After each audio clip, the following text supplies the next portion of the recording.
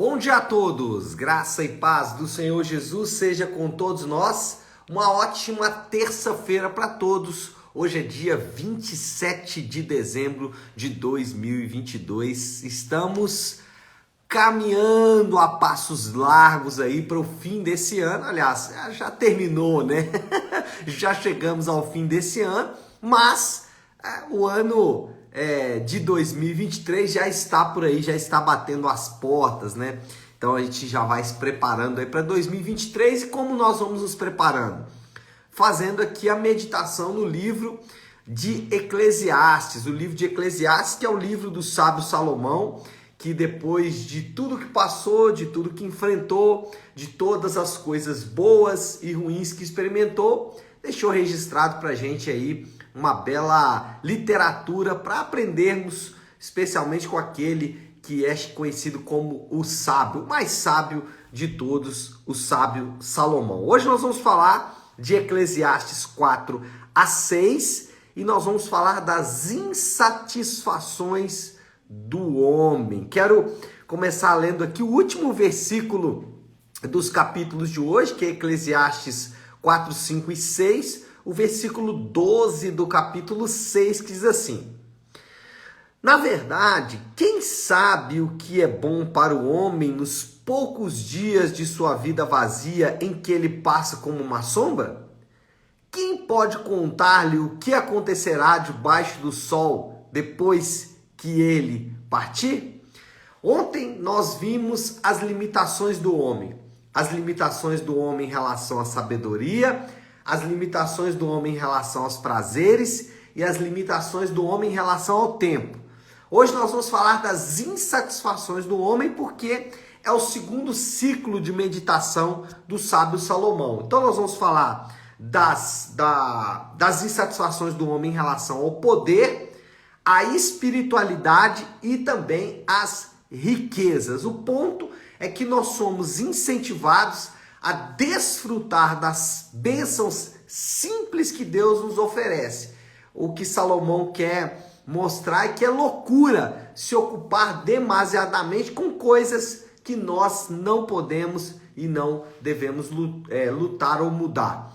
O que ele vai fazer ali é tentar contrastar as obras de Deus com as obras do homem. E ele vai chegar a algumas conclusões. Primeira conclusão que ele vai chegar, neste contraste aí, é que o poder humano corrompe. O versículo 13 do capítulo 4, ele vai falar sobre isso. Ele diz assim: melhor é um jovem pobre e sábio do que um rei idoso e tolo que já não aceita repreensão. Então o que ele faz aqui? Ele chega à conclusão de que é melhor um jovem pobre, mas sábio, do que um rei velho e tolo. Exatamente mostrando que o poder corrompe aquele que um dia pode ter sido um jovem pobre e sábio. O ponto de Salomão aqui, a ideia dele, é que os homens buscam sempre, os homens estão nessa busca por poder e influência sobre outras pessoas. E aí, na nossa sociedade, na nossa cultura extremamente existencialista, o poder, ele passa a ser uma grande ferramenta. Influência passa a ser uma grande ferramenta, uma poderosa ferramenta. E que pode, obviamente, ser usado para o mal. E o sábio Salomão está advertindo que isso é tolice.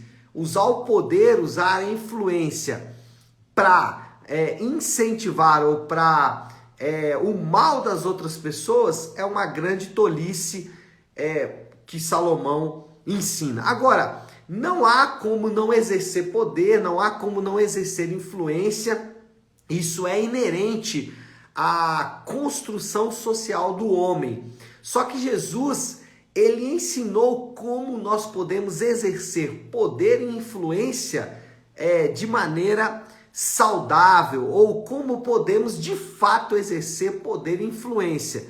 Ele fala que esse poder e essa influência, ele usado, ou nós podemos exercê-lo através dos nossos dons e dos nossos recursos. Quem não se lembra do famoso texto, o maior dentre vós é aquele que serve. Então, pegue os seus dons, pegue os seus recursos e sirva pessoas. Existe uma ética nesse serviço.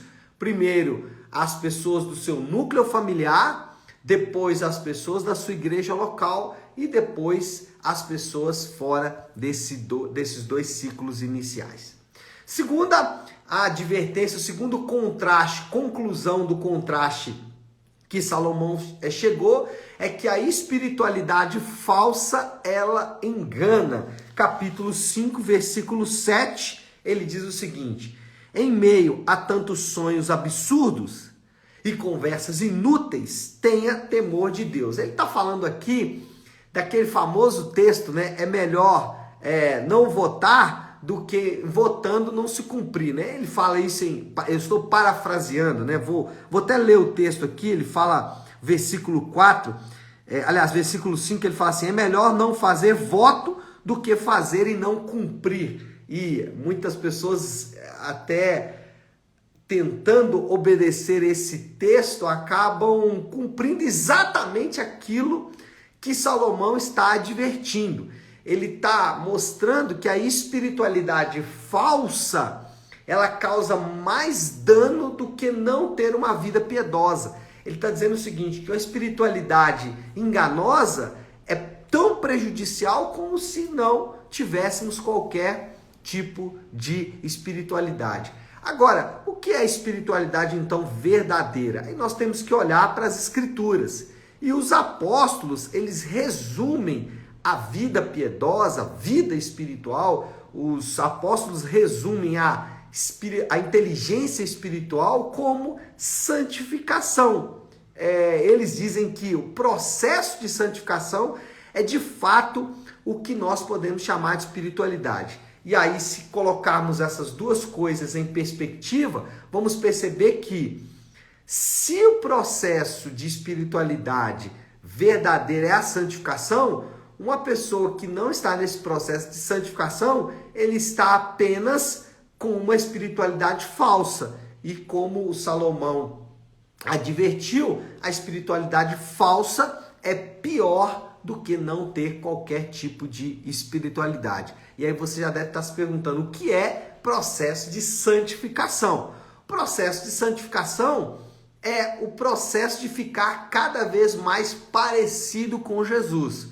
Durante muito tempo se ensinou que processo de santificação era como se fosse, eu gosto de usar essa analogia, né? Como se fosse subir um morro, subir um monte, né? E normalmente com uma bagagem pesada. Então você estava subindo, estava chegando lá em cima e quase já cumprindo ali a sua meta e caía. E tinha que começar tudo de novo, uma batalha árdua para subir aquele monte novamente. Não é assim que a Bíblia apresenta.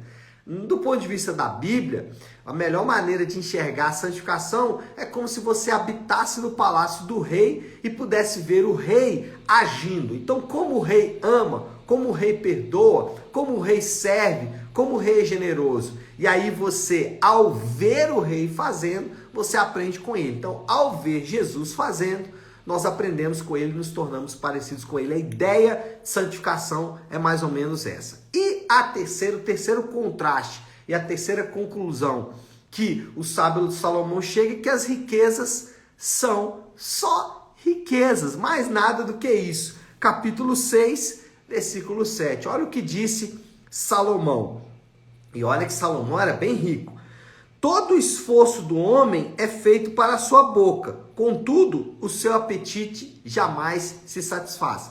Aqui falando sobre as riquezas, Salomão usa uma analogia com a fome e a saciedade para dizer que aquele que fica buscando dinheiro a vida inteira, ele nunca vai encontrar satisfação. Ele adverte, né, as pessoas quanto à loucura de viver por conta do dinheiro. É uma grande loucura vivermos atrás do dinheiro. O dinheiro, ele funciona muitas vezes como um anestésico da realidade. E eu, quando falo de dinheiro, normalmente a gente pensa logo em quem tem muito dinheiro. Mas não só isso. Esse anestésico para a realidade, ele funciona com quem não tem dinheiro também. Porque muitas vezes aquele que não tem, ele está dizendo para si mesmo: se eu tivesse, todos os meus problemas estavam resolvidos. Uma espécie de salvação funcional. Eu sou salvo pelo dinheiro. Então talvez você está agora saindo para trabalhar e na sua perspectiva é de que se você ganhar muito dinheiro, você vai resolver todos os seus problemas. E eu lembro que algum tempo atrás eu usava isso até como moeda de troca. Falava: Deus vai me dar muito dinheiro para ajudar pessoas. Isso obviamente não é verdade. Eu costumo dizer que tem gente que é tão pobre, tão pobre, tão pobre, que ele só tem dinheiro. A única riqueza que ele tem é dinheiro. Olha só a pobreza dessa pessoa. Mas é a loucura que muitas pessoas acabam caindo e Salomão vai advertir em relação a isso. Bom, moral da história, e eu estou usando aí a resposta do sábio a todas essas loucuras e contrastes, tolices que nós entramos, nessas insatisfações, a resposta do sábio. Qual é a resposta do sábio? O texto que nós começamos lendo hoje. Olha só qual é a resposta dele. Na verdade, versículo 12, capítulo 6, ele diz assim: na verdade, quem sabe o que é bom para o homem nos poucos dias de sua vida vazia em que ele passa como uma sombra? Quem poderá contar-lhe o que acontecerá debaixo do sol depois que ele partir? Então, a pergunta é uma pergunta retórica, porque a resposta é Deus. Quem sabe o que é bom para o homem nos poucos dias de sua vida vazia? O homem acha que o que é bom para ele é poder, é riqueza, é espiritualidade, mas Deus, ele deixou registrado nas Escrituras o que é bom para o homem. E é interessante que Deus deixou isso registrado para as pessoas que têm revelação do Espírito Santo e para aqueles que não têm. Quantos buscam na Bíblia inspiração para suas próprias vidas, e nós sabemos disso. Tem pessoas que ganham até dinheiro, mesmo não sendo salvo em Jesus Cristo, ele ganha dinheiro usando os princípios de Jesus para ensinar ou para ajudar a sua própria vida ou outras pessoas. Bom, desafio do Léo para esta terça-feira. Faça uma troca. Troque poder, espiritualidade e dinheiro por serviço, santidade e generosidade. Faça essa troca. É uma troca difícil de ser feita, mas, contudo, é uma troca que vai gerar ou que vai nos colocar em rota de colisão com aquilo que o sábio Salomão chamou de uma vida de fato, uma vida cheia, né? Uma vida vazia. Bom, vamos orar, vamos colocar tudo isso aí diante de Deus. Se você puder, então, pare aí um instante aquilo que você está fazendo e vamos juntos buscar a Deus em oração. Querido Deus, Pai de amor, Deus de graça e misericórdia, diante do Senhor que nos colocamos nessa manhã, reconhecendo que somos loucos, tolos e que buscamos coisas como poder, como dinheiro ou como uma espiritualidade falsa que não muda a nossa vida e nos afastamos da verdadeira santidade, do verdadeiro poder, das verdadeiras riquezas. Por isso, nessa manhã, fazemos essa troca, ou pelo menos nos dispomos a fazer essa troca, contando com a Tua graça para nos ajudar. Deixar para trás o poder, a espiritualidade e as riquezas e assumir o serviço, assumir, Pai, a santidade e também a generosidade. Sabemos que isso é impossível, portanto, contamos com o Teu Espírito para nos ajudar. Ajuda-nos, Senhor, é o que nós oramos e te pedimos em nome de Jesus. Amém, amém e amém. Amém, meu povo? Bom, então é isso. Nós vamos ficando por aqui. Que Deus te abençoe. Uma ótima terça-feira para todos. Fiquem com Deus.